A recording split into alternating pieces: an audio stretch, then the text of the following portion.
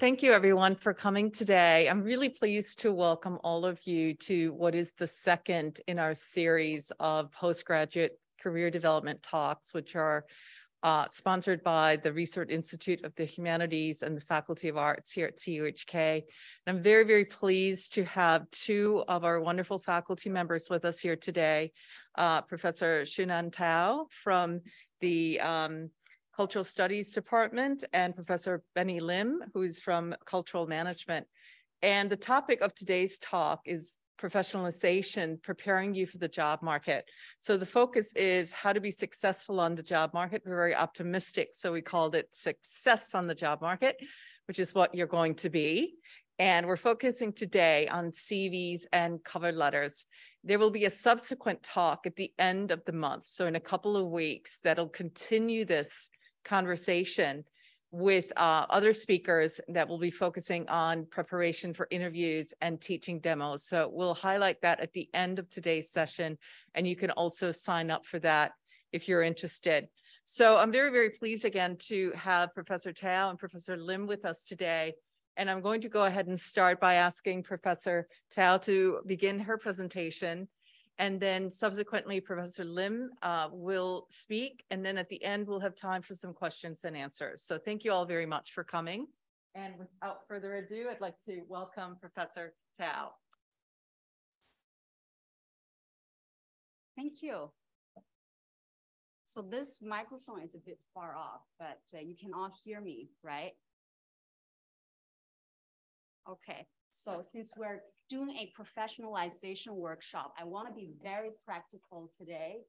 So we're switching our mindset from what you are learning and writing in the classroom to what you will be, how you will be regarded and treated on the job. Okay, so let's first think about what is cover letter good for. In my part, I'll focus more on the cover letter writing part and the mentality you need to try to cultivate when you are trying to write a cover letter. And then later on, Professor Benny Lim will focus more on reading job ad and preparing the CV.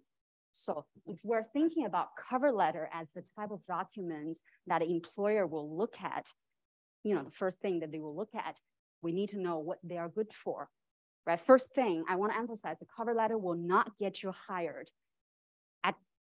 If you are successful in your cover letter, you will invite the reader to open the package.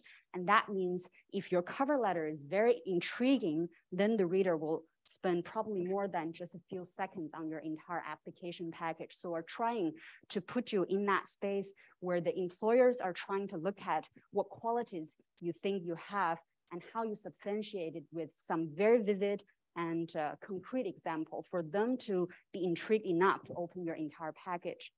Okay, so for me, I have my tricks to putting myself into that mindset. I'm going to share this trick I use, but I'm sure you all have your own ways of doing this. So my way of thinking, approaching this is to try,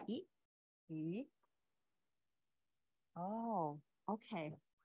Is to try to put myself in the position of the employer. In other words, I'm trying to make sure I have a peer mentality, like how they will view me as a potential coworker, right? If I stand in the same room with them, how would I communicate and make sure that they feel that I could be a part of the team? So my trick, you see the year 2024, that's what I would do if I start today. If I'm thinking about what I want to be, I'm thinking in a future moment, I have already joined a certain organization. There are certain things that you will be doing already in that job. So you want to imagine a few years in the job, you have certain kind of virtues already developed. So you want to know exactly what qualifications you will have at that future point. For academic jobs, which is what we are focusing on today, you might imagine what kind of new publications you have, you could contribute to the department or new project for grants. In other words, you want to think about what kind of needs you would have already fulfilled for the department. That might involve teaching, and that might involve how you want to be positioned in the field. That also involves what kind of potentials you will continue to bring. So how do we achieve this part? I know Professor Benny Lim will soon tell us how to read a job ad. That's where it all starts. So for me, I will be looking at a job ad and try to imagine what exactly this job wants me to do. What are the expectations if it is a longer term job? What would I achieve in 1 or 2 years? Or if it's a shorter term teaching job, can I be a successful teacher for that program, immediately after I get the job? So I'm thinking about 2024 now.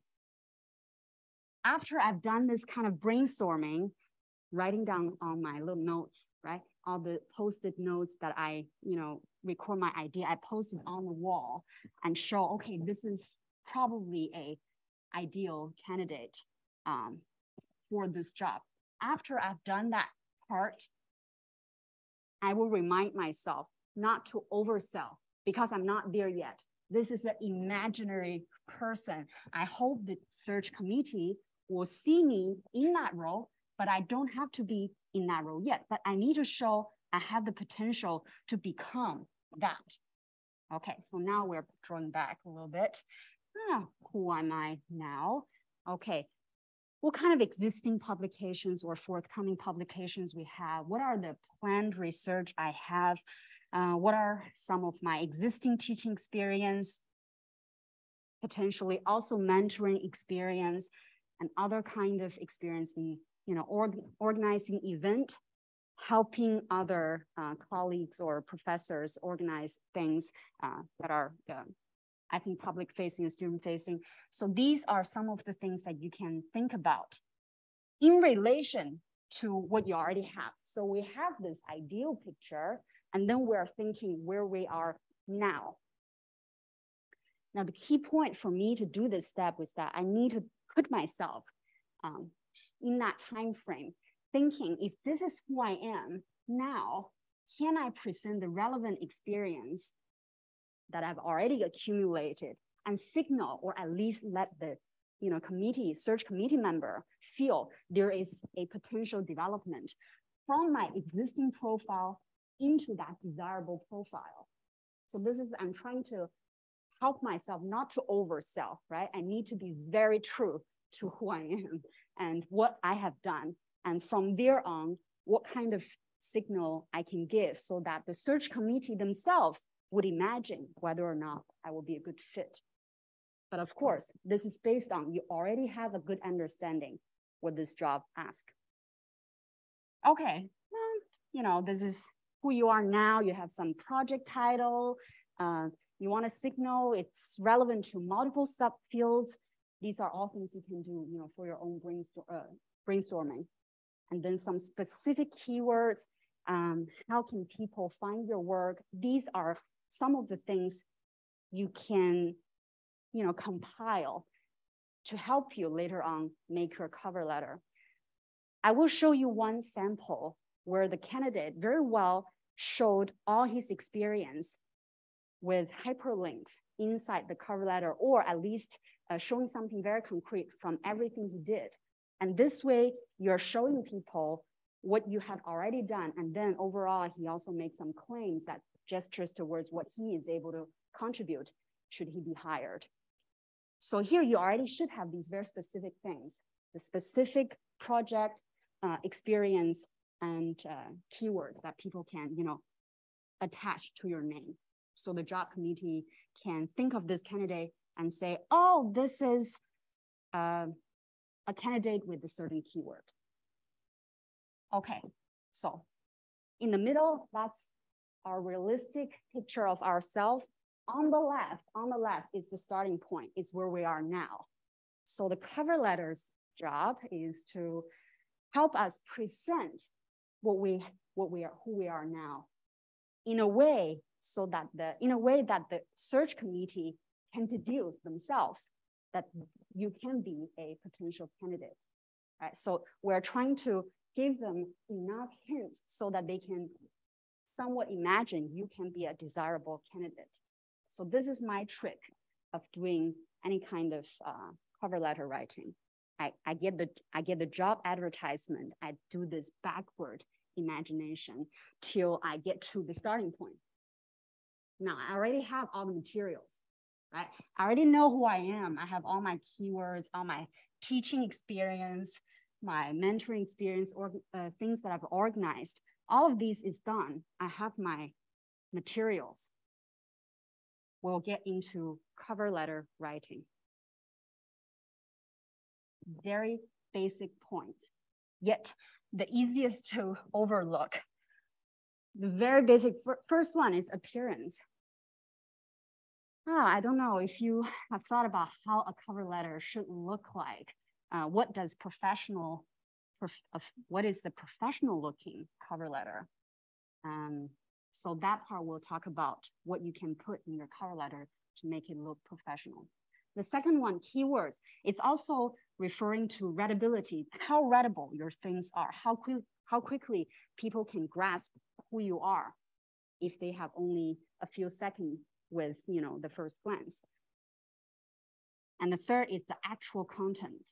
And that part is when people actually sat down, have already sat down and started reading, they would still be skimming, but there you have to substantiate all the keywords and claims you make.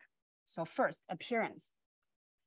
I struggle with appearance so much. Every year I, write my new cover letter, I find some problems of my old. This is my most recent one. I think this is the most professional looking one I have yet achieved. I didn't use Word. Word is also fine. Okay, I actually feel a little exposed. Please don't take my picture of my personal content. Okay. So yeah, I just want to show you what are the things you can do. So Word, Microsoft Word can also produce a professional looking letter. For those of you, I know some of you know also very, very simple LaTeX is, I don't know, this Overleaf student version is free. You can download any kind of template and then swap out some of the icons. And then what this program does for you is that it puts all your words in the most appealing way possible. You don't need to manage your margins or line spacing or the space between your logo and your name and all that. You don't need that. So this program can help you create a professional look, but you can still use Microsoft Word. I just find Microsoft Word sometimes it's hard to juggle everything. If I move one thing, other things also change. It's very difficult. But with this, it saves a lot of trouble. And once you have the template, you can just very easily change up. So I suggest you start by creating this template for yourself. What needs to be there? Letterhead. You want to look, it's this university. So I applied for this university with this letter. You want to put the employer's address here without any punctuation. And then your own contact information is crucial. I've seen versions where your contact information is on top. Some of them put this at the bottom as a watermark. It doesn't really matter where but it needs to be on there. And then their address and full name of the employer, and then begin with a formal address. If you know the person who is on the search committee, you can address that person with the full title and full name. Okay, another thing, you don't want your cover letter to be cramped because it reduces the readability. You want it to be very clear cut. Sometimes less is more because the only thing you want them to do is they will open your application package. So this one actually have a full second page. Oh, I feel so exposed. Okay, that example also my first cover letter when I haven't gotten used to how to format everything. So the second point, that was appearance. This one is about keywords. In other words, it's how you can, what you can do to make the letter easy to skim. Okay, the reader most likely will be skimming and they are not reading word by word. And you can imagine what that means in terms of sentence structure and the things you put there. So concise, clear, to the point, natural emphasis on keywords, which means your keywords should appear at places of importance. For example, what is the natural place of emphasis? The end sentence of ending phrase of a sentence of a beginning paragraph would be a good place for keywords, or all the keywords should also be in the first paragraph. So I say this is a bad example because this one has a lot of information cramped. It doesn't have any keywords. It's not readable. And I jump from one point to another. And also I did not justify why I'm applying for a certain job. So I'm showing this as a bad example, okay? Bad example. Straightforward, everyday words, mostly, unless you need to signal your sophistication in a particular theoretical field where you really have to use some jargony words. I think the best way is to use straightforward words that is very easy to grasp, and then short paragraphs. I think these are really long, bulky paragraphs with a lot of details that's not relevant for the job. So again, bad example.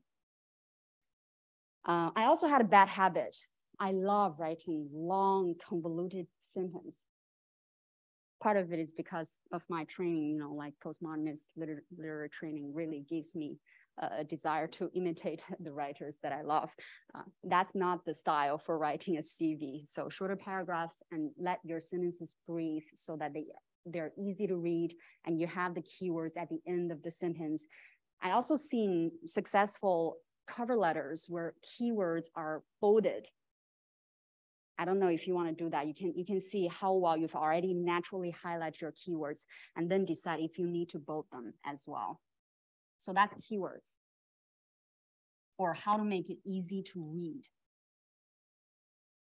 If you are applying for the first time, I suggest you create a version and then show it to someone who is far away from your field and see if they can capture your keywords. And you can do that multiple times, test it on different people. If they cannot capture your keyword, it means it's not at the natural place of emphasis. You want to shuffle your sentences a bit. I will show you a good example later. Content. I think this is the most important part. What needs to go into the cover letter? Provided you already did the brainstorming, right?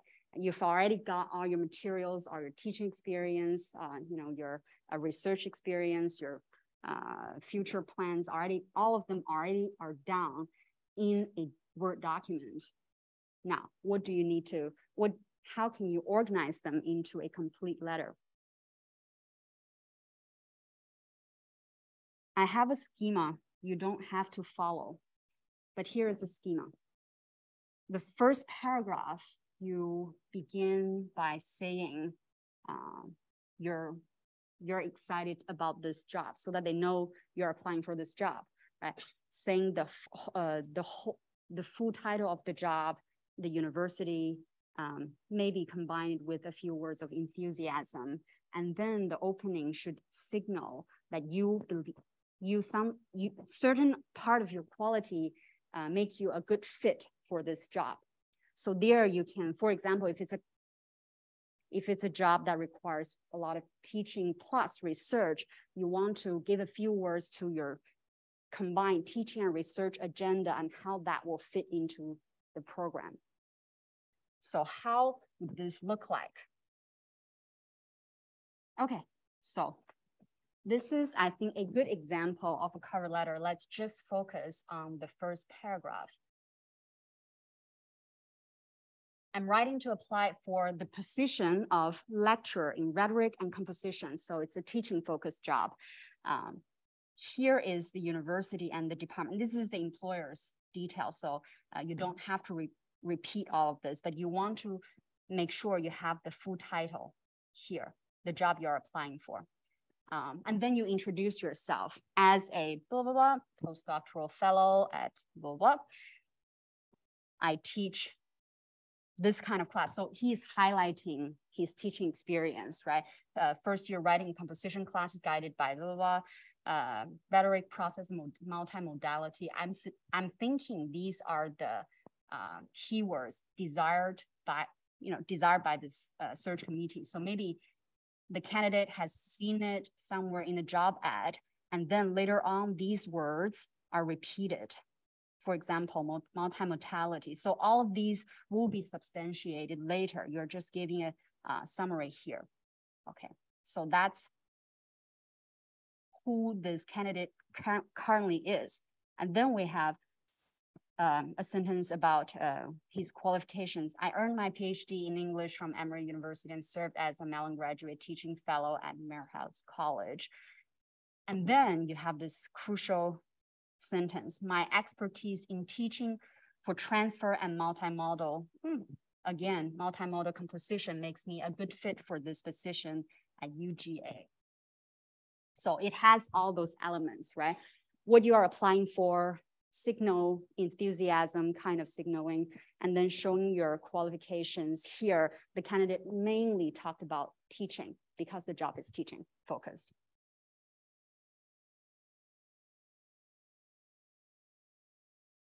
That's the opening. Show that you understand the job. And then the following paragraph, which can extend to the second page, paragraph 2.2 to 5, is making your case by referring to the things that the reader will likely see also in your CV.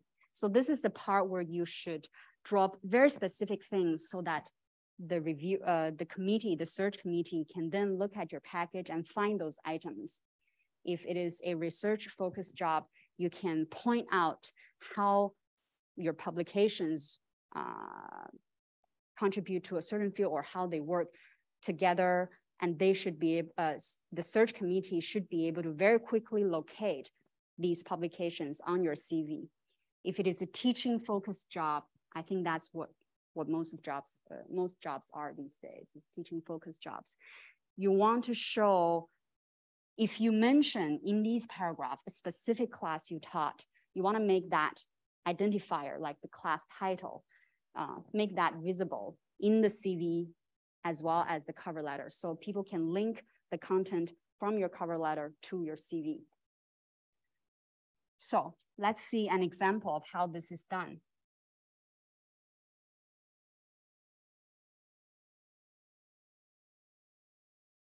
This candidate spent 1, 2 paragraph, 2 long paragraphs on teaching, but I guess it's still readable because it has a lot of specifics here. So it's not just a bulk of only keywords, but actually examples. And then after 2 bulk of teaching, he finally gestured towards research, still referring to teaching, right? So I infused my teaching with insight gleaned from my research, and then teaching again, teaching at other institute, overall, how that will contribute UGA. I think this is the paragraph that catered to the employer. Okay, and then some other additional things.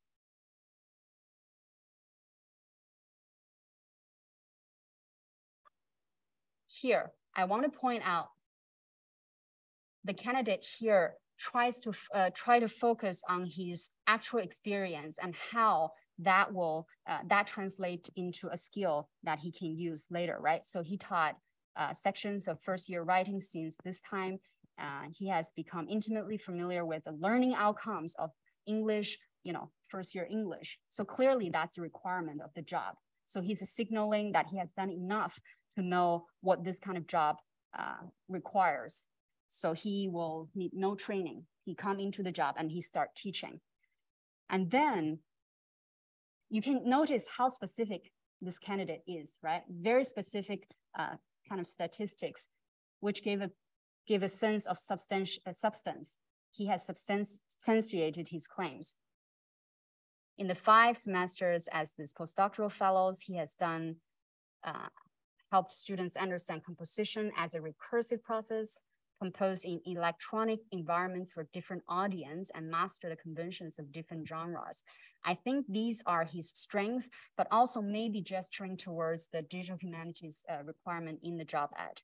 And then he gives even further a specific exercise he would do in class. I think this is really the key. If you just talk about what you can teach, it's very hard still for the reviewer to visualize what kind of teacher you are. So you want to pull a specific example, anecdote, pairing two freedom narratives. He helped Emory students grasp John. So by the way, he's also showing off his experience as a teacher, what parts of his past teaching experience he can draw on. Now, I want to say that this person has average amount of teaching experience by the time he applies for this lecturer, which means if you are fresh out, it's likely you will first get some teaching positions. For myself too, before I got my PhD, I have independently designed and taught 4 classes before I landed my first teaching position, and then I landed my second teaching position. And then I graduated. So far, I've had several institutional experience. After graduation, after accumulating these teaching experience and having some research, that's when I first time landed a postdoc, research-focused postdoc, and then afterwards, it's a more complex job. So you can imagine, if you begin applying, you might have very little to say about teaching, but any kind of concrete examples from your current TA experience, or if you have a chance to give a lecture, those all counts. Also, if you are accumulating these teaching experience, it's very good to have a peer come and look at you. If you have a peer come and look at you and have them tell you what you have done right in the classroom, you can use that as the best example, because that's what people actually remembers. A particular type of exercise that is very effective, your peers can tell you, and that will become the material that goes into these kind of paragraphs. So if you have multiple points about teaching you want to make, you can all put into these paragraphs. Before my time run out, I want to, so paragraph 6 and 7, optional. Why this university? If you understand enough about a university, and if you're very confident that you know the needs of this university, these would be the good paragraphs to signal your understanding. And then closing, again, signaling enthusiasm, and also welcome them to probably contact you anyway. These are easy part. I want to, using the final few minutes I have, to talk about avoiding overselling and underselling. I think it's very easy to oversell at the early stage. I made that mistake. Overselling means that, you see the job advertisement, you don't really have that many words available, so you just take what's in the job ad and try to put that into your cover letter, and you will feel like you can hit all the keywords somewhat, right? If you tangentially can reach one keyword, you will put it there. But the problem is that even if you have all these keywords and checkpoints in the letter, you don't have anything concrete to add to it. It feels very thin. It feels you haven't said anything. You're just repeating what the job ad is saying. And you are also showing that you think you can assume the role prematurely, that you are already that ideal candidate, which you're not. And in very few cases, you are already that desirable candidate. So mostly it's that you build a case for yourself as who you are, and then the search committee will then imagine if you have the potential to become that ideal candidate. So that's overselling, having all the tick marks, all the name dropping, all the keywords, but no real experience that you can tell a concrete story of, or you can point to in your CV to substantiate it. That's overselling. Underselling is another thing. When you have done a lot of brainstorming, you think, I have all these teaching anecdotes I can share. I have so many sections on my CV. My CV is 5 pages long, and I want all of it to be in there. But you make no claim about these materials. you don't describe these qualities or these materials in a way that can be understood by the search committee as someone, could be a good coworker, then it's underselling, right? You have all the details, but you make no claim for yourself. So you still should make claims, but with all the details, you can substantiate all your claims, so you still feel like you're a humble person, you're still a realistic person. Okay, so the balance is all up to you, but you really need to do that brainstorming part very well. You can do it with a friend. You wouldn't know what strike other people as impressive until you talk to someone who's not yourself. So that then the reader will take your package and then go to the sections that you have already mentioned in your cover letter. Okay, that's all I have. Now I will pass the floor to Professor Lim. Okay, hello everyone. Can you hear me?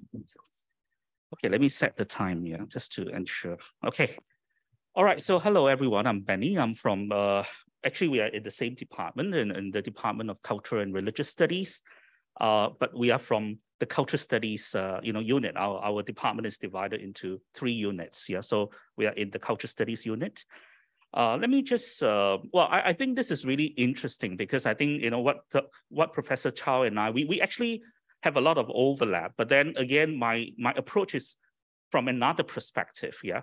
But again, at the end of the day, you will see that there are some overlaps between, what we want to say, but the approach is different. Okay, perhaps I'll just take a bit of time to introduce myself as well, because I think this also informs how I look at, the job market and also the experience that I come from. I started as a theater practitioner in Singapore, and I was running my own theater company for about 10 years before I moved into, academia. So before I started teaching, I was actually running my own theater company. I was producing my own shows. So I started teaching in 2006, as you know, poor artists, so we don't have money. So I need to go and teach part-time, yeah. And somehow, being a theater practitioner, being a director, being a playwright, I get opportunities to teach, in higher education, even though I didn't have the, PhD, yeah, but I did get such opportunities in higher education. So I've been teaching for the past 17 years, although I started part-time. And taught in a number of different kind of institutions, teaching and research institutions, private and public institutions. So actually today, my talk is also informed, by this different kind of experience that I have, because we are not, every one of you here, even if you are applying for a job, you might not be applying to, like a public research institution. You might be applying to jobs in the teaching institution or in a private institution, for example. So I think I will cover different aspects here as well. And I joined CUHK in 2013, yeah? So now I'm with cultural management and within the context of culture studies. Okay, I just want to also make a claim here because, actually I could also make the claim for Xuenan is that, both of us, we have humanities background. So I understand that in today's audience, there might be students who are from other faculty, from the sciences, from medicine. So, whatever I say here, I'm not sure whether it will make sense, yeah, but I believe there might be some overlap, yeah, when we talk about CV and resume, yeah, but it could still be a little bit different because, it's still maybe discipline specific, yeah, when we talk about writing CV, like you see the cover letter just now. Yeah, it's clearly a humanities, cover letter, writing a lot about certain issues. Yeah, so this is the disclaimer. Right, I think I thought maybe for a start I will share what I usually write in my CV, yeah? just as a kind of a guide, but maybe not really as a model template. And I do update my CV quite regularly. In fact, I do it every year in the beginning of the year.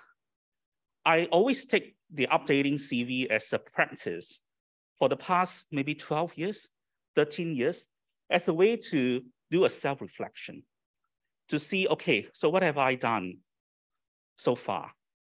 And what are the gaps? So if I know what are the gaps, I know how to address these gaps, how to fill up these gaps, yeah, or how to look for other things that could help me to write something in the next year, yeah, in my CV. So this is what I do. Maybe I take off my specs. So this is what I do every year. And sometimes, you know, my friend will ask me, but Benny, you're not applying for any jobs. You know, why are you updating your CV? But I've done it so regularly that it became a habit. And I thought this is a rather good habit. And also because, you know, maybe this is something very Asian also, yeah?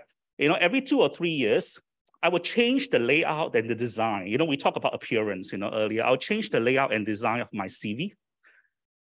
And then sometimes I will try to send out, you know, in fact, I will still send out if there are jobs that are suitable. Not that I want to leave CUHK, but sometimes it's good to put yourself out and see, you know, what is the market situation like?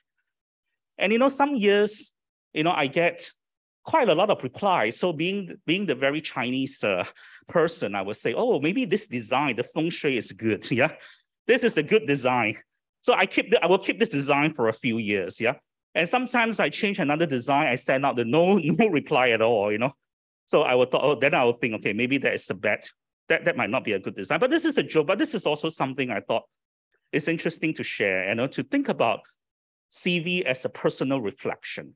Yeah, I'll talk a little bit more about this, you know, later on, but this is what I put in my CV, my personal data. And what goes into my personal data, usually my name, my contact information.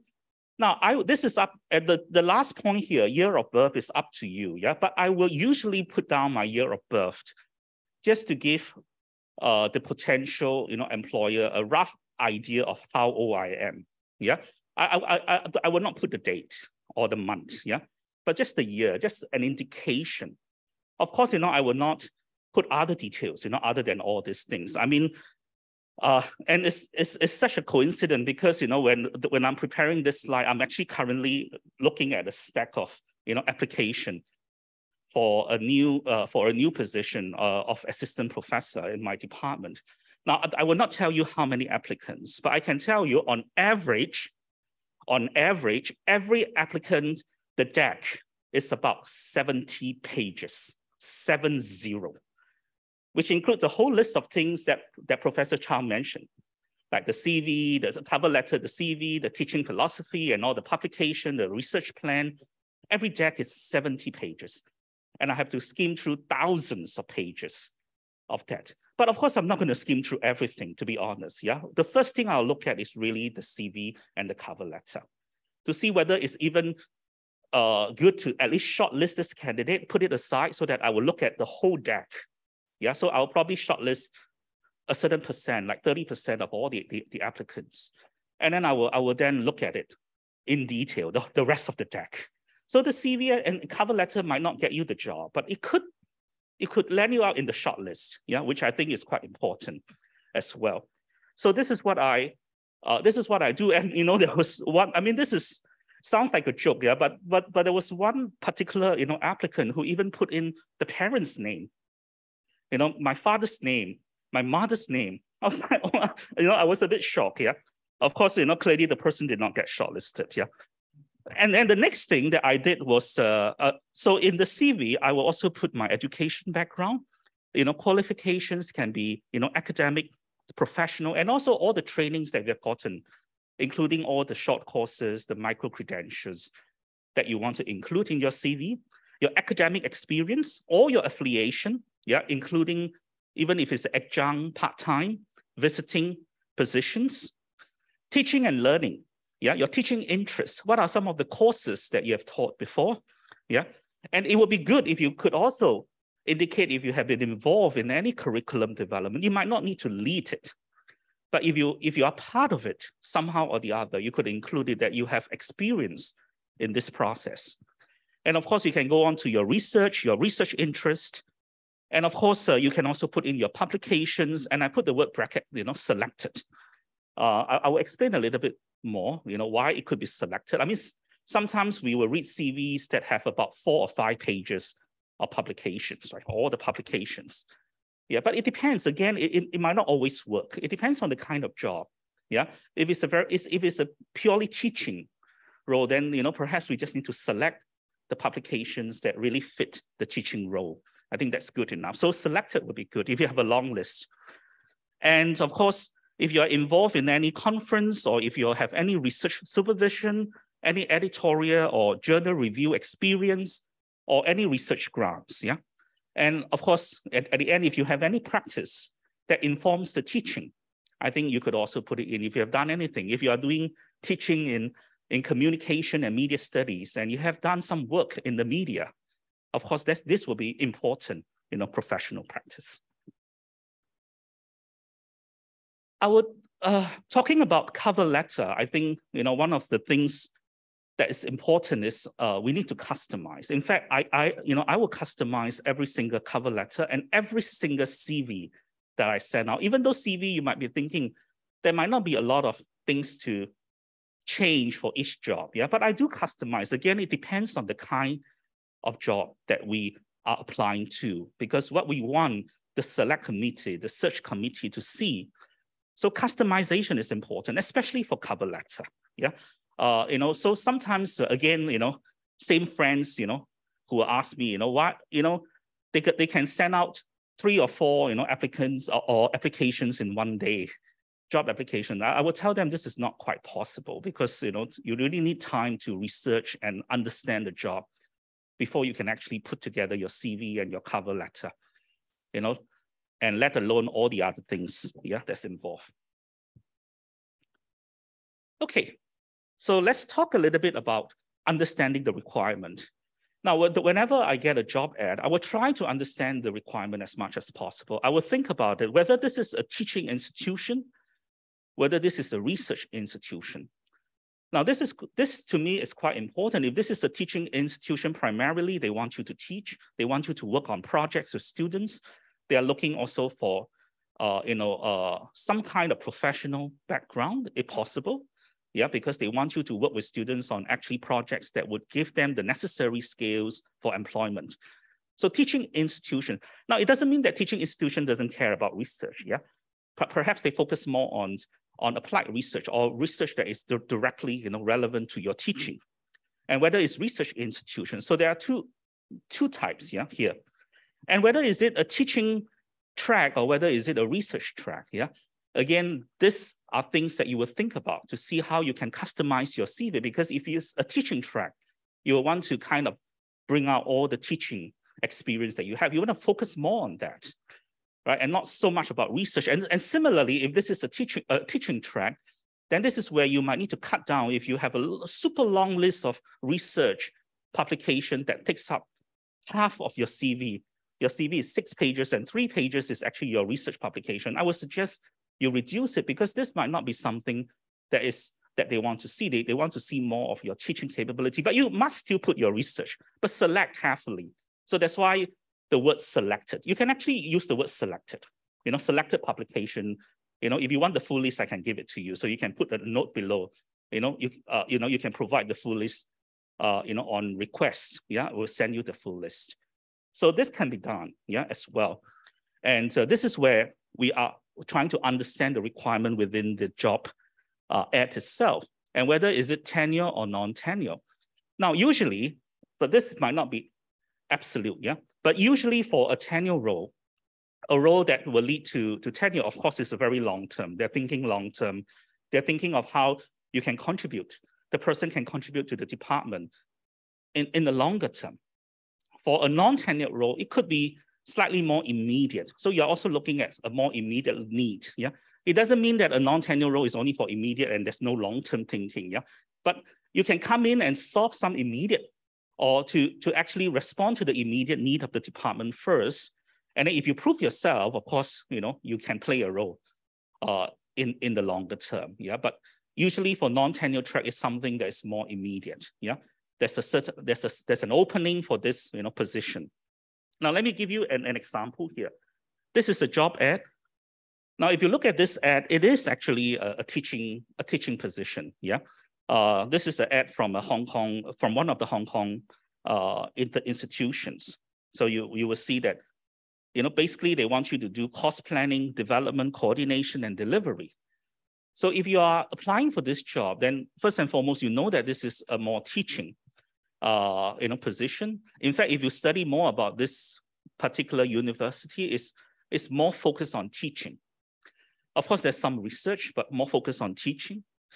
So this is where you can think about your CV, how you want to write, in your CV and in your cover letter, how you want to showcase your qualities in this area. Yeah, how you want to showcase your quality in this area, especially in course planning, development, coordination, and delivery. Okay, so this is just an example. Now, sometimes when I look at the job ad, I also do some research to find out whether this is a new role or this is a replacement role.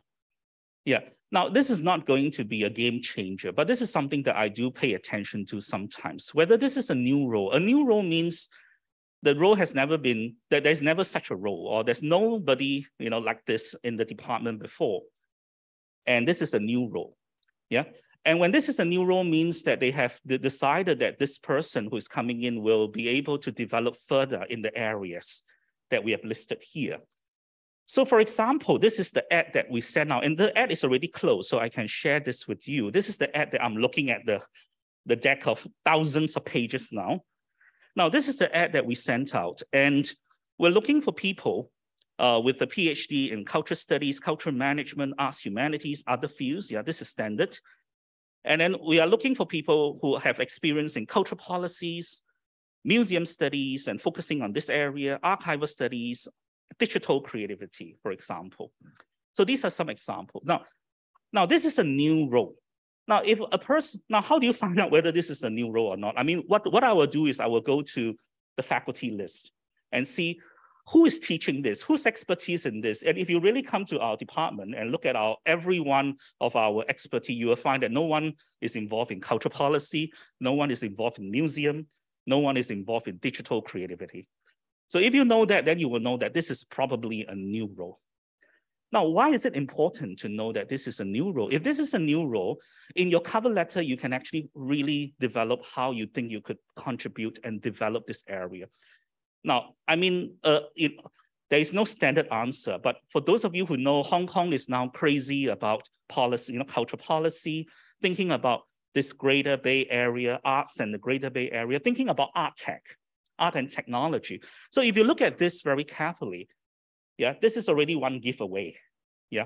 And if the person, yeah, will to really talk about his or her expertise within the cover letter, about their work within cultural policy, within art and technology, this person will stand a really good chance to be shortlisted.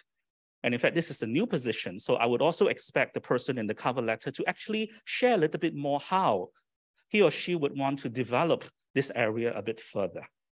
Yeah, and so that it will really, really help us, because we have no expertise in this. Yeah, my background is in performing arts. It's nothing to do with this. Yeah, so this is something that I would do. I would do some research to understand so that I know. Now, it doesn't mean that if this is a replacement role, then you don't have to do anything. Yeah, if this is a replacement role, again, it also suggests a more immediate need that you need to replace something that has been done often and always. Yeah, so this is again, the way you craft your cover letter will be a bit different. And the way you said, but it would never stop you from adding on what else you can contribute in your cover letter. But you have to address that there is a need, and I'm here to solve that need. I'm here to fill up the gap of that need. Then you can say, what else can I contribute? But for this role, I think if this is a new role, there's a lot of room for you to actually say what you can do and how you can contribute. Yeah. So this is actually, to me, it's also something quite important. So when I receive a job ad, it's not just a job ad. There's actually a lot of things I can do. I can do research. And this is why I also say that I can't finish my CV or my cover letter. I mean, I can do one a day, but I probably cannot do for 3 jobs a day, yeah? Because there's a lot of time you need to research, to understand. If you know someone in the department, it's easy, you make a call, ask about this role. But if you do not know, you have to do a lot of chat, understand, because you need to think about how you can contribute to the department, to this role, yeah?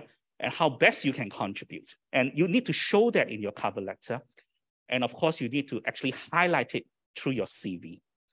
So this is something that I would consider. Now, CV as a reflection, I talked about this earlier during the beginning of this, of my sharing. Now, as I said, I update my CV, every year, especially diligently in January. And this is an opportunity for me to reflect on what are the gaps that is needed. And I have actually think about some of these gaps. And whatever my CV is today, it's not perfect. Yeah, there's still rooms to improve. That's why I will continue to do my CV once a year and see what else I need to do. There might be some things that I need to build up along the way to enhance it and to get more experience, perhaps. And from 12 years ago when I started this exercise, of course, my CV was a lot leaner. Yeah, and of course, over time, you could actually enhance it. So how can you enhance it? For example, I think, Prof. Cao actually shared some things just now about, even when you're pursuing your PhD, try to get into some teaching work or, be involved in some, like curriculum development work. So these are just some pointers, yeah? Even while you're pursuing your PhD, it's like, for example, to take up certain, micro-credentials, because certain fields are always evolving. I can say for one, cultural management is always evolving. Right. I mean, like now we're talking about art tech, I have no background in that. And I need to study about it. I need to study about the role of NFT art, for example. So perhaps I will need to take some short courses to understand it. All these things will help. Yeah. So we need to understand the discipline that we are in and how we can actually enhance ourselves in that. And you can do that. You don't have to take another master degree. You don't have to do another PhD for that. Yeah, you could do some, short courses that's available out there. Yeah, and you might want to secure some affiliation as well. I think that helps as well. Yeah, and so sometimes you see, okay, maybe I will need to be I can start off maybe as a short term, academic visitor. If I could be invited somewhere for a day or even for 3 days for a workshop or something. So while you're studying as a PhD student, you could start planning for all these things. Yeah, looking for such, looking for such opportunity, because all this will help to enhance your CV. Now, you might also want to participate. If you ever had a chance to work with a professor who is developing some new curriculum, you can offer your service and say that, can I participate? If your PhD supervisor is involved in curriculum development work, you might want to offer and say, because all this you can write, even if you're not leading it, you are part of a team, right? A team of people who is involved. And actually this will really help in any teaching. A lot of teaching roles, if you look at all these job ads, a lot of teaching roles actually require you to have some sort of curriculum planning, curriculum development background. So this is actually a good time for you to, look around, see around, and see how you can get yourself involved in this. Of course, publish. I think I put ... there because this is everybody's dream, but I know this is difficult. And so I put ... And especially for humanity, sometimes, one paper takes 2 years and so it's not easy. Yeah. Present in conferences. Yeah, this is quite straightforward. Now, you could also write to some journals to offer your services, to say that I'm happy to review for your journal. Yeah, I'm happy to be on the editorial board. They might not invite you, but if you are very fresh, yeah, but you could review something. Yeah, you could review, especially, and you don't maybe start with, you could start with journals that need help. For example, many journals in the region, they are run by specific departments or universities. Yeah, so it's department level journals. It doesn't matter. They are authentic journals, right? Because they are run by a group of scholars as well. Just that it's still within their own scope. It's not, maybe it's not something that has been, indexed in the top tier journal, but it's starting somewhere. And for all you know, in 3 years' time, the journal might be indexed, and it could be a Scopus journal in 5 years' time. And suddenly you are a reviewer of a Scopus journal. Yes, but so always start and ask around and look at it. Like I noticed, for example, in Thailand, yeah, in a lot of Thai university, almost every department has their own journals, yeah, and they are working very hard to improve and enhance their journals. Yeah, it's not just a journal. They don't charge money for you to publish, not those kind of journal, but it's really a departmental run journal. They really want to enhance knowledge and share knowledge to that journal. So look out for those and write to them. Okay. And you might also want to enhance your practice. Yeah, practice also counts. Yeah, practice could also inform teaching, and also research, in fact. Yeah, so you might want to do that as well. Now, maybe to end off, I just want to also say that we could also look beyond. This is just a very short, discussion. That of course, as young scholars, I think it's good that you look around and to understand the different contexts, because in different countries, it might work very differently. Hong Kong only has 8 universities, 8 public universities. And I mean, there's always competitive, but there's always, opportunity to look beyond. And there's a lot to look at. So, do not have the mentality that, oh, everything I do is only for within this place, and I can't go out, because you can go out and always come back, So that's not a problem, yeah? So I just, because in this 17 years, I've only taught in a few places. So I would share a little bit about some of the things that you will see. Like, for example, in Singapore, where I come from, yeah?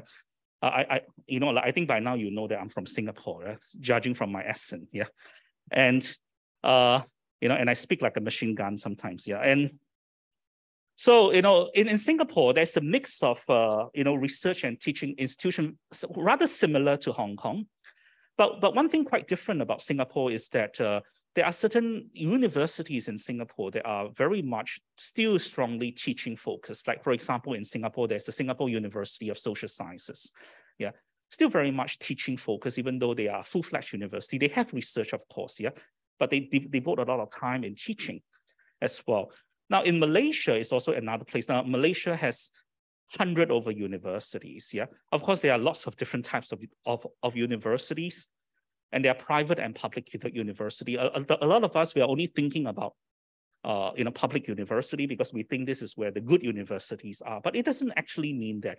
There are, good universities are ranked, of course, a lot of time based on their research, yeah. But there are also universities that are very strong in teaching. I call them teaching university. They really devote a lot of energy in teaching well, but they might not be ranked because they don't have so much research per se. And in Malaysia, there are many of such teaching universities. They are private universities. They are working very hard, and of course, they need also fresh PhD holders to join them to actually improve their quality of teaching. So there's also opportunity there. Yeah. So don't just look at the public university.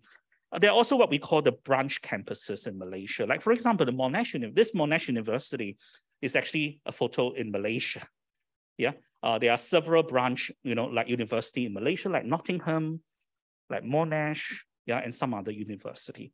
And of course, you can even look at more different places like Brunei. I think some of you have never even thought of Brunei, but in Brunei, there's a really interesting university. The University of Brunei Darussalam is the best university in Brunei.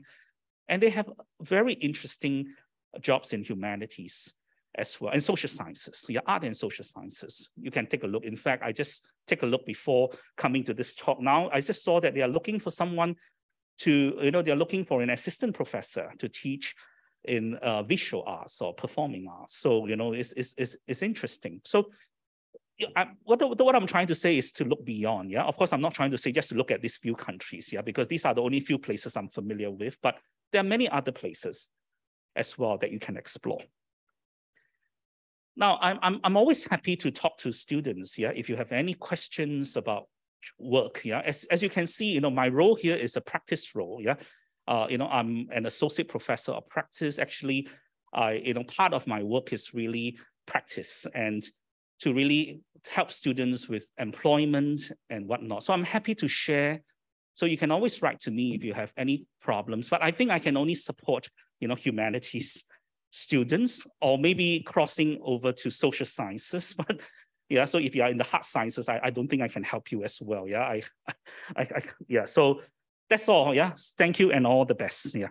Thank you. Thank you so much to Professor Cao and Lim for their really wonderful talk. I realized I didn't introduce myself at the beginning, and I probably should, but my name is YIA Hansen Edwards. I have for 6 years been head of department of English and currently Associate Dean of Education in the Faculty of Arts. So I can come at this job from the other perspective, which is from the person who reads, actually, first of all, the person who writes the job ad. So I can, to summarize what has been said, I think selection committees, heads of departments spend a lot of time crafting a job ad. They are looking for something extremely specific. There are times when the area is quite open and general, and anybody who is in that general discipline is a suitable candidate.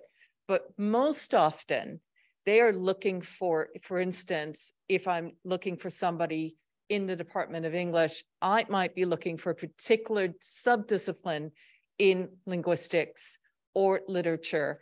I want somebody who can teach American literature. So look closely at job ads. You would probably be shocked at, if I submit an advert for American literature, how many CVs, cover letters, how many applicants I get that do not have any experience in American literature. They will not get looked at. They'll immediately go in another pile. So I think that what I would say to you, the committee is going to be selective about looking at you. Please be selective in which jobs you apply for. Make sure that this is a job that you don't have to oversell for, but one that you are actually will be capable. I agree completely. Sell yourself as to what you can do for the university. But look very closely and make sure in your cover letter that if there are 5 criteria listed for a job, including some kind of teaching focus, some kind of possibly a research focus, even teaching jobs very often will recommend that you have some teaching background, some research background.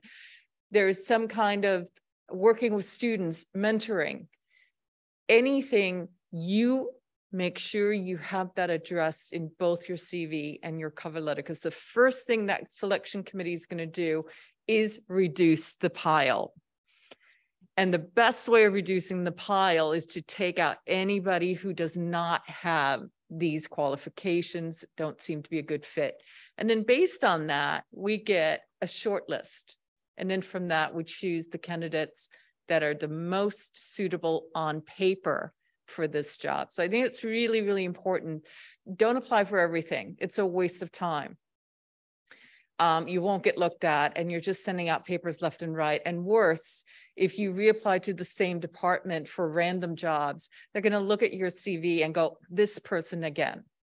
Okay, why are you applying to us? You already applied for other jobs. So we start looking at that person and say, well, they just apply for everything. So we're not going to even look at them. So please be selective.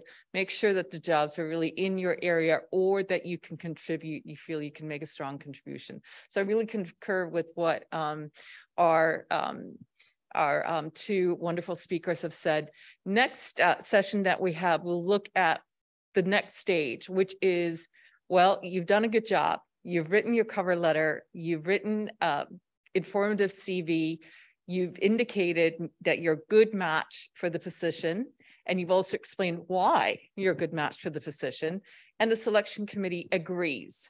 The next stage then is probably an interview and increasingly a teaching demonstration. So teaching demonstrations are very common for lectureships, for also for research posts where you might be doing some teaching.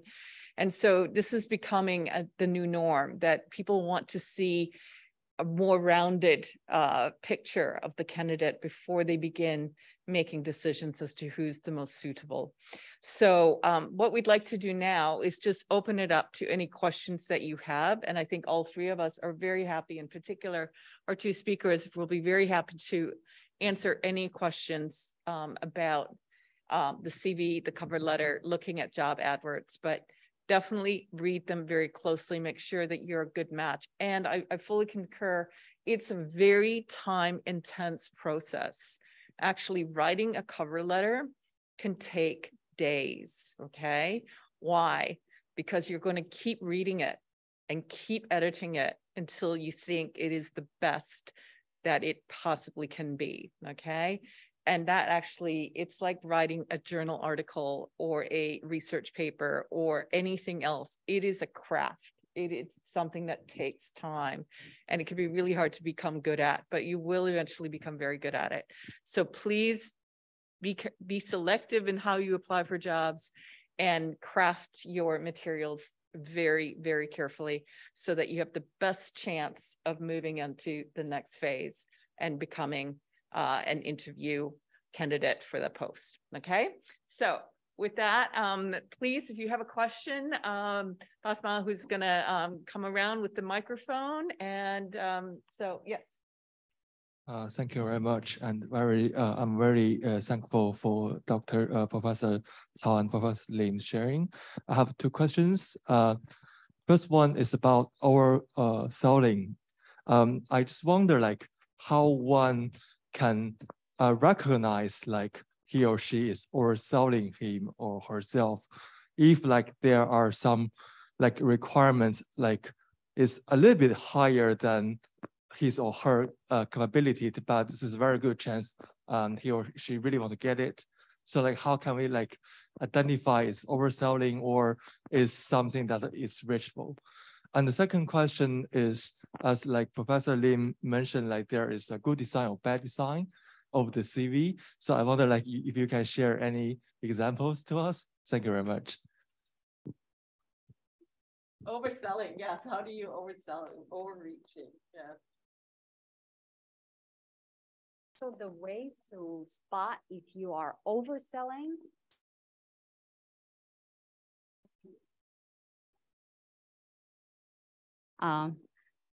Overselling, I think it's most likely when we read the job ad, we really want to reach, right? And then we'll pick some experience we have and some will try to map onto that job description. And I think that's a very good first step. When I realize I am overselling is when I find it really hard to come up with more than one example to support that.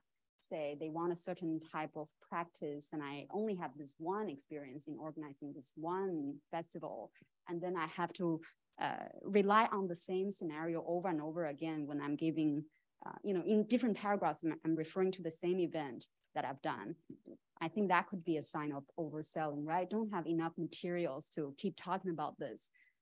That's my way of, I don't know. No, I agree with you. I think if the two things I would agree with. One is, as Benny said to you, don't be afraid. Everything you're doing now as a postgraduate student, you're probably unofficially mentoring students and maybe unofficially supervising their work, even though it may not be labeled. But if you work with students on projects that are any experience that you have that you think you can put on your CV as something that'll enhance your abilities, as long as it's real, then I think do that. So there may be things that you do on a daily basis or a weekly basis that you don't even think about. Maybe you are doing curriculum development, but you never thought of it that way. If you're helping the professor develop materials for a course, or you're given responsibility for running your own TA section and creating your own materials, that is curriculum development. So you can absolutely put that on your CV. If you're working with students and you're helping them with research projects, then you can say you're mentoring. Okay, so anything that you're doing on a daily basis, don't be afraid to put that on the CV. The problem is if you say, yes, I can research, PhD students, and you've never done it, then I think the best way of handling that is acknowledge and say, I have some experience, primarily undergraduate students doing research projects, but I'm confident that based on this experience, I will be able to supervise PhD students were I to be offered this post. So you're sort of saying that, look, I'm not there yet, but I do have the experience that's adequate for my stage in my career, and I hope to get to where you are. But you can't make claims that you can't support by examples. And if you only have one example, then I think you'll feel it. I think you'll feel nervous writing it. I think if you feel that, then you already know, probably don't claim that, okay? But if you have some other things that you have done that you think at least demonstrate that you have some capacity, then don't be afraid to highlight that, okay? Yeah, I think the key word is don't ever lie. Yeah, Yes, about don't anything. lie. Yeah. But when I mean the way I look at underselling or overselling is also a self-check. Again, I go back to the idea of self-check, and and I'm more concerned about underselling. That means there's a lot of things actually you have done, Yes. but you did not show it enough in your CV or your cover letter, and I think that's a way to check. That's why you need to check. That's why you need to reflect and think about it. Yeah. For overselling, how would the employers know? I think that's also your question. I think we know people. We call up, people. This person. Yeah. But of course, like all background checks. I mean, you can really exaggerate it. We might not know. Yeah. But at the end of the day, is this what you want to do? Is this how you want to go into the career? Yeah, per se. And a quick answer to the second question that you have about the design. Yeah. I have no answer for you. Yeah, I have found the best design, but I think it only works for me because it's quite different for other people and they also get jobs. Yeah. I think it clean. I think as Xuenan pointed out, I think the best bet is to just have a very professional interface. I personally really dislike photos on CVs. I find them very unprofessional. I don't really care what you look like. I don't, because if I'm interested in you as a job candidate, I'll meet you, but that's not your qualification. And I personally feel that it just isn't appropriate for a professional job. So take that out. I don't care about your hobbies. I really don't. Yeah, and not your parents' name. I really don't want to know your parents' names. I want to know what makes you a good candidate for this job. It's great that you love hiking, but does that matter for my job? If my job is not to take students hiking? No, not at all. I just look at that and it unfortunately gives me an impression, and I hate to be judgmental, but I've sat on a lot of hiring committees, that this person is not as professional. I want a clean CV, a clean cover letter that introduces me to you as a professional, because that's the person I'm going to hire. I don't care who your parents are, what you look like, that all is irrelevant to your qualifications. Okay. So for me, keep it as professional